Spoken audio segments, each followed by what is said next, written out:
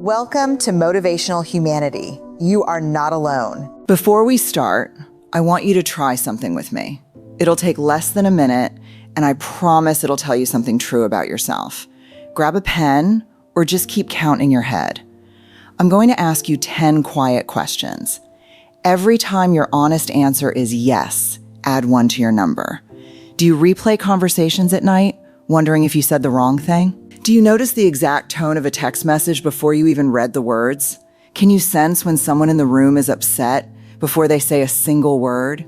Do you rehearse conversations in your head before they happen? Have you ever apologized for something you didn't even do just to keep the peace? Do you remember small comments people made years ago that they've probably forgotten? Can you tell the difference between a real smile and a polite one instantly? Do you feel emotionally full after being around people, even people you love?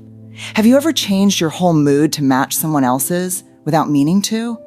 And do you sometimes wish you could just turn it all off? Add up your yes answers.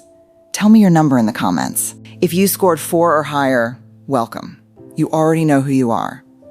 You are one of the noticers, one of the feelers, one of the people whose mind never quite goes quiet. And here's the question we're going to sit with today. If you can see everything so clearly, every shift in tone, every flicker of tension, every unsaid thing, is that a gift or is it slowly wearing you down? Because here's the trap. If you try to care less, notice less, feel less, you're terrified you'll miss something important. You'll say the wrong thing. You'll hurt someone without realizing it. But if you keep noticing everything, the way you do now, you already know how exhausting that is. You already know what it feels like to walk out of a normal conversation completely drained, as if you just ran a marathon that no one else could see. That tangled loop. Overthink, overanalyze, then quietly blame yourself for overthinking. That loop is the exact experience we're unpacking today. And on the other side of this, some of you are watching and thinking, why does this even matter? Just take people at face value and move on. If that's you, you are living in a completely different emotional world, a calmer one. And this video is your window into what it's like for the rest of us. I know this world intimately because I have lived in it.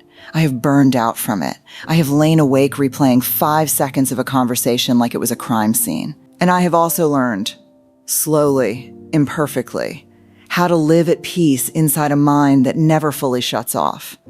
So today, let's walk through this together in 3 parts. First, where this heightened awareness actually comes from and why it isn't a flaw. Second, why the modern world turns this quiet gift into a full-blown emotional trap. And third, 3 real, practical ways to work with your awareness instead of being ruled by it. Let's begin. Here's something people get wrong constantly.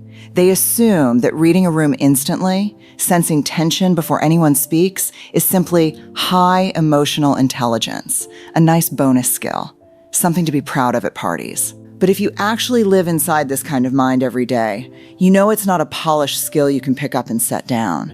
It's more like a radar dish bolted permanently to your skull with no off switch. It scans you during a work meeting. It scans your partner over dinner. It scans a stranger's tone in a customer service call. And it scans you too, at 2 in the morning, replaying your own words back to you on a loop. So why do we have this radar at all? The answer isn't modern.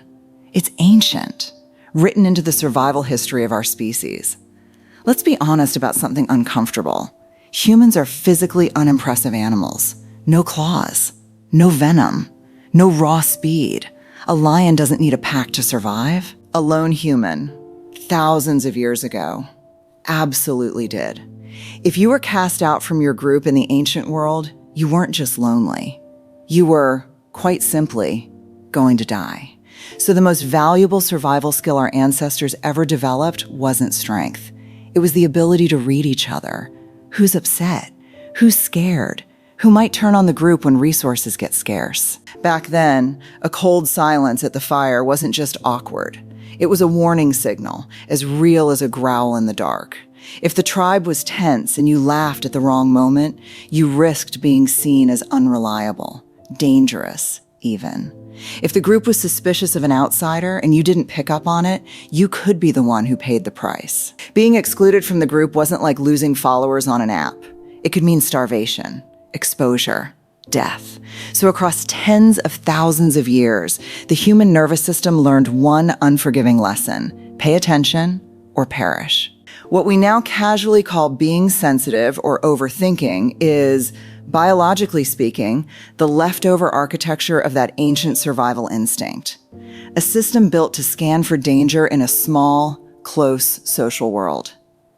This is why a child instinctively learns to read a parent's face before they can even speak in full sentences. It's why a teenager can sense, without being told, that their friend group's mood has shifted. This wiring helped humans bond, cooperate, and protect each other for most of our history. So let's be clear, your sensitivity is not a malfunction. It's not proof that something is wrong with you. At its root, it is one of the oldest and most sophisticated tools evolution ever built. It helped your ancestors survive when survival was not guaranteed. Here's where the story turns. That ancient radar was calibrated for a tribe of maybe 30 to 50 people, gathered around one fire, speaking face to face, using tone, posture, and eye contact to communicate. Now, that same radar is plugged into a world of group chats, notification badges, read receipts, and comment sections. It is being asked to process more social information in a single afternoon than our ancestors processed in a month. And most of that information arrives stripped of the very cues it was designed to read. That's when the gift becomes a trap. Someone replies to your message with a single word and no punctuation, and your nervous system quietly goes on high alert. A friend takes 4 hours to respond to something you thought was urgent, and your mind starts building a case against you. Your manager sends a message that just says, "Can we talk when you get a minute?" And suddenly your brain has produced an entire worst-case screenplay before lunchtime. We are asking a Stone Age alarm system to interpret a fire hose of ambiguous, low-context, digital noise. And that mismatch is exactly why therapists' waiting rooms are fuller than ever, and why words like overthinking, burnout, and emotional exhaustion have become part of everyday conversation for an entire generation. This didn't just happen by accident. It happens through 3 very specific, very draining psychological traps. Too much signal, not enough context. In face-to-face conversation, roughly 90% of meaning comes from tone, posture, timing, and facial expression. Strip all of that away, which is exactly what a text message, an email, or a Slack notification does. And your radar is left staring at a blank space where meaning should be. So it fills that space with fear. A coworker sends a flat "noted," and you feel your stomach drop. A partner goes quiet for one evening and you decide they're pulling away. A friend cancels plans and says only something came up, and your mind quietly rewrites it as, "They're tired of me." Nothing has actually happened in the real world. But inside your head, an entire emotional drama has already played out, complete with rejection, betrayal, and you cast as the victim. Social media turns awareness into a scoreboard. In the past, if you wanted to know how someone felt about you, you had to be in the room with them. Now you can sit completely alone and still feel judged by hundreds of invisible eyes. You post something and refresh to check the likes. You write something honest and reread every comment twice. You post a story and quietly track who viewed it, who didn't, and who viewed it and said nothing. Every interaction becomes data. For most people, this is simply mildly stressful. But for a mind built to overscan, it's like handing a lit match to someone standing in a room full of gasoline. You don't just see a post, you see a hidden message. You don't just read a comment, you search it for a slight. Managing your image all day, every day. People who notice everything already tend to monitor themselves closely offline, replaying a sentence they said, wondering if a silence came across as rude. Online, that self-monitoring multiplies. Slowly, life stops being lived and starts being performed. A dinner out becomes a question of whether it's photo-worthy. A hard day becomes something you have to be sad about in just the right way, so no one thinks you're being negative. A win becomes something you have to celebrate humbly, so no one thinks you're bragging. And people wired to notice everything fall into this trap the hardest because they feel constantly like they're being watched and evaluated, even when, in reality, most people are far too busy worrying about themselves to be paying that much attention to you.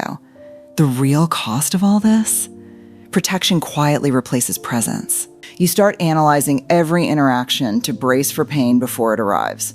That sounds responsible. It even sounds smart. But if you spend your whole life preparing for an emergency that hasn't happened yet, you stop being here. Actually here, in the moment you're living in. You're at dinner with someone you love, but half of you is reading their micro-expressions instead of enjoying the meal. You're lying beside your partner, but you're quietly auditing whether they seem a little colder than usual. Life turns into an ongoing risk assessment project, and somewhere in that process, lightness disappears, ease disappears, and trust, real, relaxed trust, disappears right along with them. This exhaustion isn't a sign of weakness. It's the sign of an ancient alarm system running nonstop in an environment that never lets it power down. Because unlike our ancestors, we never fully leave the tribe. It follows us into our pockets. So where does that leave us? Does the answer become notice less, care less, feel less? No, absolutely not. This sensitivity is not the enemy. It's an ancient tool. And when it's trained rather than left to run wild, it can still become one of the most beautiful things about you, helping you connect, empathize, and understand people in ways many others simply can't. The goal isn't to shut it off. The goal is to learn how to hold it. Here are 3 ways to start.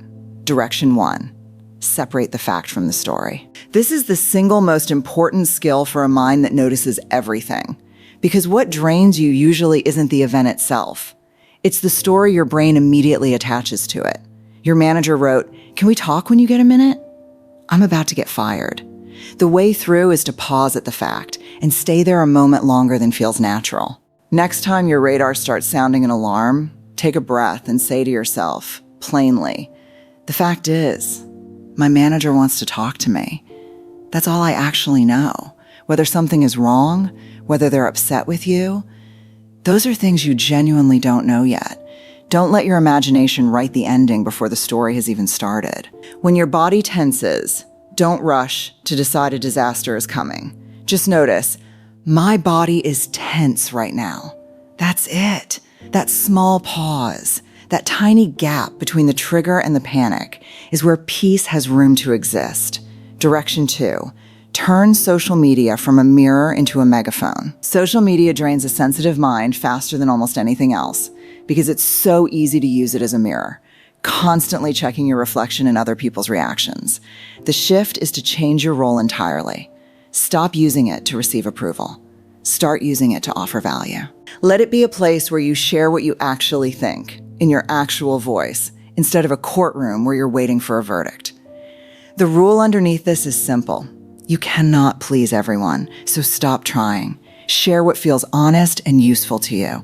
If someone disagrees respectfully, that's a conversation. If someone reacts unkindly, that's information about them, not a verdict on you. The moment you stop bending yourself to fit everyone's approval, social media stops being a cage and becomes just a tool again, one that works for you, instead of one that quietly works you over.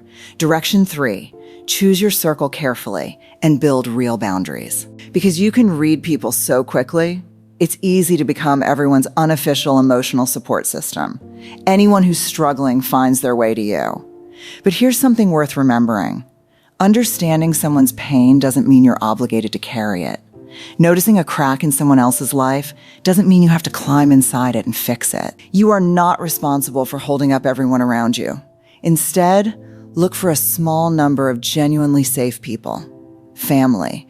If that relationship is a healthy one, a few close friends, a community built on shared values.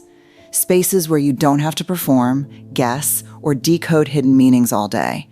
Places where you're allowed to simply say, "I'm tired today.